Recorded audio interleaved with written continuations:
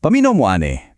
Imagine na ninyo, usa ka ideya, nga gikan sa usa ka karaan kaayo nga panagna, kalit lang nga mikailap sa tibuok kalibutan sa mga 1800s. Ug hunahuna wala pa'y internet ato ha, pero muragdungan lang jud siya nga niturok sa lain-lain nga mga lugar. Kini ang istorya sa usa ka talagsaon jud nga global nga pagmata sa pagtuo. So atong susihon pag-ayo. Oh, maod yun ni ang sentro sa tanan. Kining isa lang ka bersikulo nga gitawag og mensahe sa unang anghel, maod yun ang aligato. Ang ideya nga hapit na kaayo ang takna sa paghukom sa Dios, maunay nakapukaw sa libuan ka mga tao sa laing-laing kontinente. Nag-aghat yun nila nga susihon pag-usab ang ilang pagtuo ug labaw sa tanan ang mga ilahanan sa ilang panahon. Okay, so sa atong pagsuhid ani nga sugilanon, mao ni atong agian nga 5 ka yugto. Gikan sa pagtuo nga nanay panagna nga nabuksan sa katingalahang pagkailap ni ini sa mga taong nga grabe, gipamiligro ilang kinabuhi para lang ani sa mga pagsupak na ilang giatubang ug sa katapusan sa usa ka panghitabo nga misulay jid sa tanan. Sige, magsugod ta sa sinugdanan.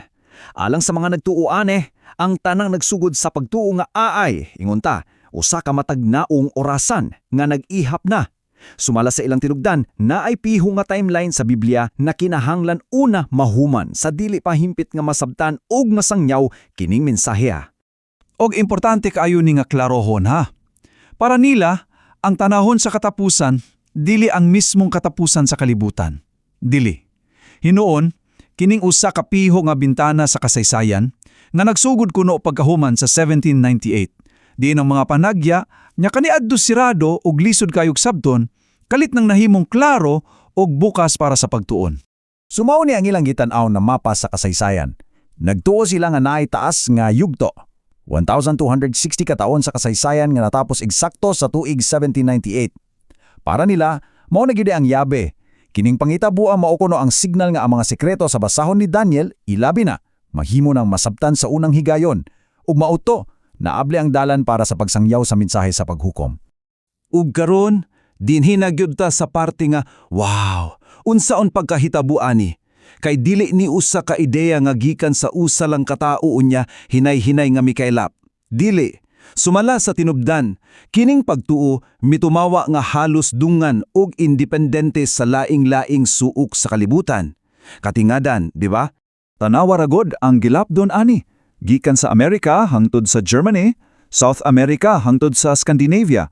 Sa Great Britain pa lang, ginaingon nga nga 700 ka ministro sa Church of England ang nagsugod sa pagsangyaw sa susamang mensahe. Murag usagyud ka idea, kansang panahon may abot ya. Ug ang mga pamaagi nila, oy, creative kayo.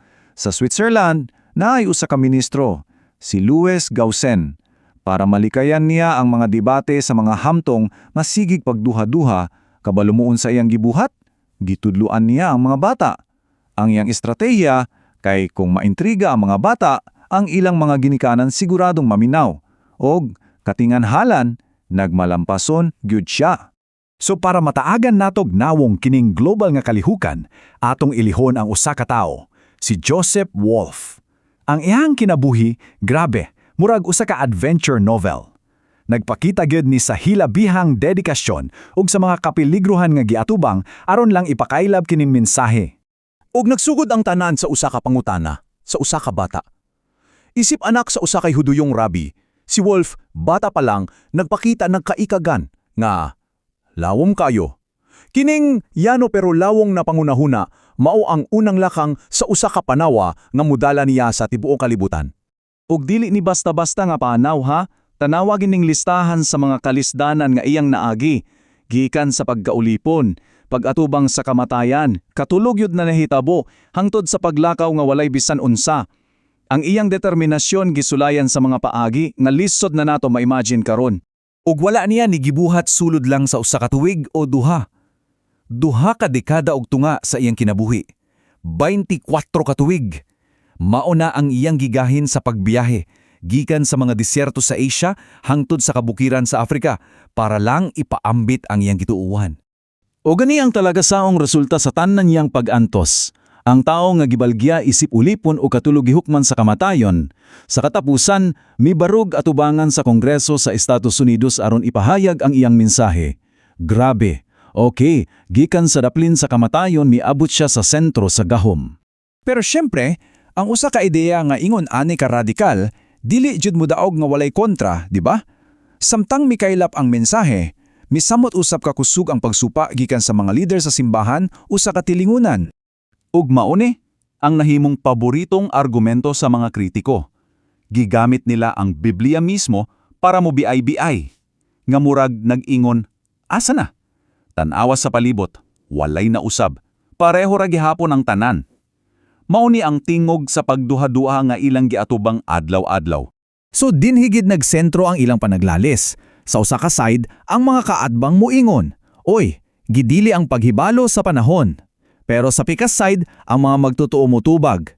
Wala may nag-ingon na kabalo mi sa eksaktong adlaw, pero gisugo man mi nga ilhon ang mga timailhan nga haduol na.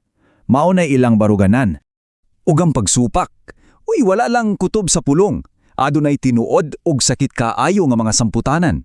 Daghan ang gipalaya sa mga simbahan, din sila nagdako. Gisakrifisyo nila ang ilang mga higala o komunidad tungod lang sa ilang gituuhan. Ug kining tanan, nagpadulong sa usa ka takna, sa usa ka adlaw. Ang kalihukan, miabot na sa iyang kinapungkayan. Din libuan ka mga tawo ang nagtuo na naay usa ka espesipikong petsa sa tuig 1844 nga maunag yud ang katumanan sa tanan. So unsa may nahitabo niya ng adlaw? Kining mga pulunga naghulagway sa ilang gibati sa wala pa ang gitakdang oras. Dili ni usa ka talan-awon sa kahadlok o kabuangha, kundili sa usa ka lawom, kalmado ug sinsero kaayo nga pagpaabot. Nagtuo jud sila nga hapit na mahuman ang ilang paghulat. Og dayon, kahilom. Milabay ang takna, milabay ang adlaw, ug walay nahitabo. Ang paglaom nga ilang nga dihuptan sa dugay kaayong panahon, kalit lang nahugno. Kining panghitabua, nailhan sa kasaysayan isip ang dakong kasagmuyo. Ug dili lang ni usa kasayop nga kalkulasyon, kini usa kalawam kaayo nga emosyonal ug espirituhanong krisis. Gibungkag yud nini ang pagtuo sa libuan ka mga tawo nga mibubu sa tanan nilang paglaom nining higayon. Pero unsaon man ipagsabot sa mga nagpabilin nga matinud-anon, sumala sa tinubdan, wala nila ni isipa nga usa ka total nga kapayakasan. Hinoon ilang gitan-aw ni isip usa ka balaanong pagsulay, usa ka paagi aron putliyon ng ilang kalihukan ug aron mapadayag kung kinsa gyud ang alagad tungod sa tinuod nga pagtuo o kinsa tong nag-uban tungod lang sa kahadlok. Ug mao kuno ni ang nahimong prewa, ang tinubdan ng ingon nga katong kansang motibo maulang ang kahadlok sa paghukom, maog yun ang unang mitalikod ug mibiyay-biyay sa kasubo sa ilang mga kauban kaniyato. Sa laing pagkasulti, ang kasagmuyong mismo ang nahimong salaan nga nagbulag sa tinuod gikan sa dili. Og mao ni ang pangutana nga akong ibilin ninyo. Ang istorya aning kalihukan nagpakita sa talagsawong gahom sa pagtuo sa tao. Pero nagpatunga usab kinig lawong nga pangutana. Atubangan sa daw klaro kaayo nga kapakyasan, ang pagtuo ba mamatay o mausab lang kini nga ato sa laing porma? Usa ka butang na angay gud natong palandungon.